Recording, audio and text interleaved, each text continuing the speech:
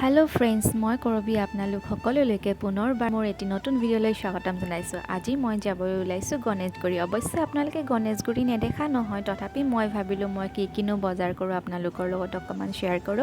আৰু গণেশগুৰি আহিয়ে আমি সোমালো বম্বে ফেশ্বনত, যত নেকি ইয়াত 10 টকাৰ পৰা 1200 তাৰ ওপৰতো আপোনালোকে কসমেটিক বস্তু ইয়াত পাব। আৰু বম্বে ফেশ্বনখন সকলোৱে চিনি পায়, তথাপি কৈছো হনুমান মন্দিৰৰ ফালে যোৱা ৰাস্তাটোতে বম্বে ফেশ্বনখন। আৰু এইবিলাক দেখিছেনে, এইবিলাক সব হৈছে 10 টকা। আৰু মোৰ বেছি বজাৰ কৰিবলগীয়া নাছিলে, শ্ৰেয়াই যি ল'ব লগা আছিলে তাই ল'লে। আৰু এতিয়া আমি গৈ আছো এখন মাৰ্কেট। অৰব এয়া হৈছে শ্ৰেয়া, তাই মোৰ বহুত বেছি ভাল ফ্ৰেণ্ড হয়। আৰু আমি এনেকৈ গণেশগুৰিলৈ ওলাই আহি বহুতে বেছি ভাল পাওঁ।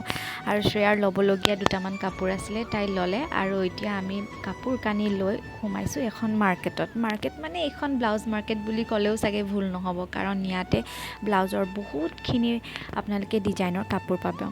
আপোনালোকেও আহিব।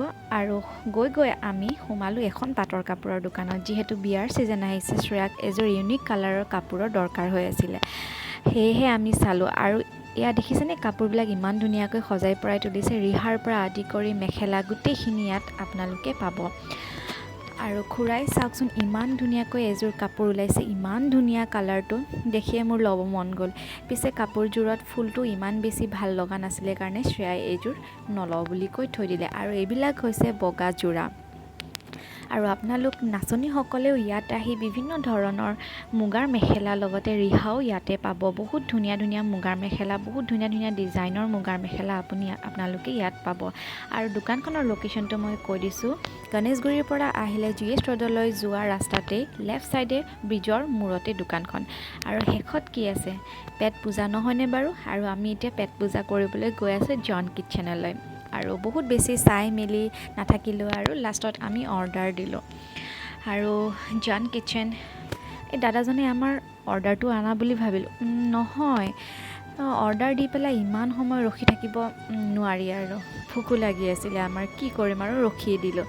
আৰু জন কিটচেনৰ পৰা ধুনীয়াকৈ ৰাস্তাটো ইমান ধুনীয়াকৈ দেখা পায়, গাড়ী ঘোঁৰা লাইটবিলাক মানে ভাল লাগি যায় আৰু ওপৰৰ পৰা চাই। আৰু চাৰিওফালৰ পৰিৱেশটো চাওকচোন, ইমান ধুনীয়াকৈ সজাই পৰাই তুলিছে। আৰু শেষত আমাৰ অৰ্ডাৰ আহিলে, শ্ৰেয়াই দিলে গ্ৰেভি চাও আৰু মই দিলোঁ ড্ৰাই চাও। আৰু এতিয়া খোৱাহে কথা। আৰু পিছে খোৱাটো আপোনালোকক নেদেখুৱাওঁ, কাৰণ মোৰো লাজ লাগে। আৰু ধুনীয়াকৈ পেট পূজা কৰি আমি ওলাই আহিলোঁ ঘৰলৈ বুলি।